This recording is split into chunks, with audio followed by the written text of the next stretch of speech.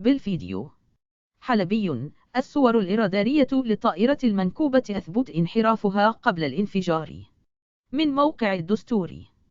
قال اللواء طيار هشام حلبي المستشار بأكاديمية ناصر العسكرية إن الجانب اليوناني أعلن عقب حادث الطائرة المصرية المنكوبة أن الطائرة نفذت دوران ناحية اليسار ثم ناحية اليمين بدورة كاملة، وفقدت الارتفاع المقرر لها وهو 36 متر، مشيرا إلى أن مصر طالبت بيانات رسنقطن.